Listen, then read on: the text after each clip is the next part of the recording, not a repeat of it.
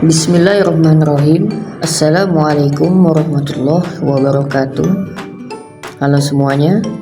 Pada video kali ini saya akan membahas salah satu transaksi muamalah dalam agama Islam yang disebut dengan rohan atau dalam bahasa Indonesianya disebut dengan gadai.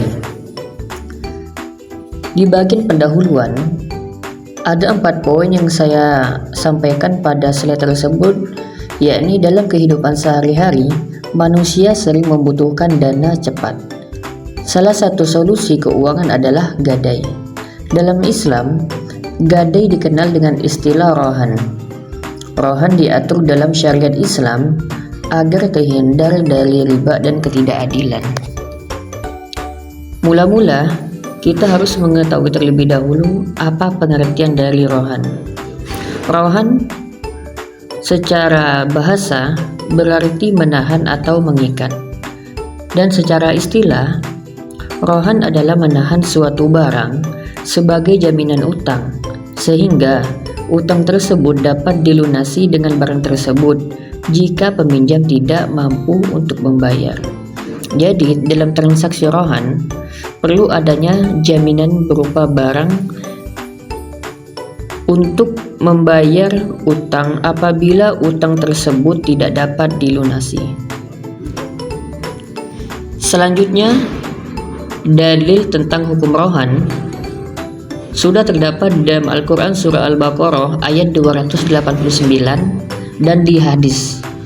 Dalam Al-Quran Allah mengatakan yang artinya, jika kamu dalam perjalanan dan bermuamalah secara tidak tunai, sedang kamu tidak memperoleh seorang penulis, maka hendaklah ada barang tanggungan yang dipegang oleh yang berpiutang.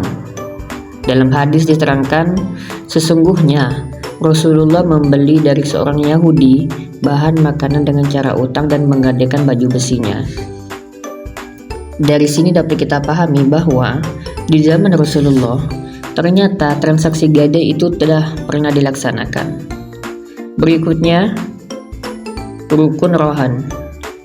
Dalam transaksi rohan atau gadai memiliki 4 rukun, yakni rohin, yakni sebagai orang yang menggadaikan barang. Yang kedua, murtahin, orang yang menerima gadai. Yang ketiga, marhun, barang yang digadaikan. Dan yang keempat, sirat atau ijab dan qabul, yakni akad. Syarat rohan. Syarat rohan di sini saya bagi menjadi 2, ada syarat rohan dan murtahin. Yang pertama, yang kedua syarat barang atau disebut dengan marhun. Syarat rohin dan murtahin harus berakal, baligh dan atas kehendak sendiri, dalam artian bukan dalam keadaan terpaksa. Sedangkan yang kedua syarat barang tersebut yakni harus memiliki nilai ekonomi, dalam artian memiliki nilai harga. Yang kedua, milik sah rohin, dalam artian bukan barang pinjaman. Jadi kalau barang pinjaman itu tidak boleh digadaikan. Yang ketiga, dapat diserahkan, dalam artian barang yang ingin digadaikan itu dapat dimiliki. Baik, selanjutnya saya akan memberi contoh bagaimana transaksi rohan atau gadai dalam agama Islam. Contohnya, Ahmad meminjam uang 5 juta rupiah kepada tetangganya. Sebagai jaminan, Ahmad menyerahkan motor miliknya. Jika Ahmad melunasi utang, maka motor dikembalikan. Dan jika tidak mampu, maka motor Ahmad dijual untuk melunasi utang. Sedangkan sisa utang penjualan dikembalikan ke Ahmad.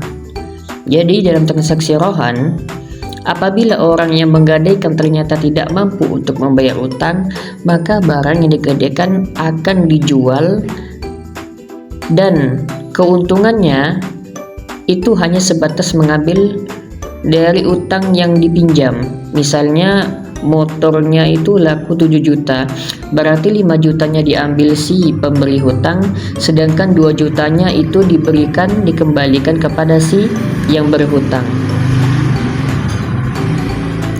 Perbedaan antara rohan dengan gadai konvensional. Kalau dalam rohan itu bebas riba, sedangkan dalam gadai konvensional itu mengandung bunga atau mengandung unsur riba. Rohan itu akadnya jelas, sedangkan kalau dalam gadai konvensional itu menggunakan akad berbunga. Lalu rohan menggunakan sesuai syariat Islam. Kalau gadai konvensional itu tidak berbasis syariah alias tidak menyesuaikan terhadap syariat Islam. Itu adalah perbedaan antara rohan dengan gadai konvensional. Manfaat rohan diantaranya yakni membantu orang yang membutuhkan dana cepat, menghindari praktik riba, menjaga keadilan antara kedua belah pihak, serta memperkuat nilai tolong-menolong. Mungkin hanya sekian yang dapat saya sampaikan tentang rohan atau gadai dalam transaksi muamalah berbasis syariah. Jikalau ada yang ingin ditanyakan, mungkin bisa ditanyakan. Cukup sekian yang dapat saya sampaikan.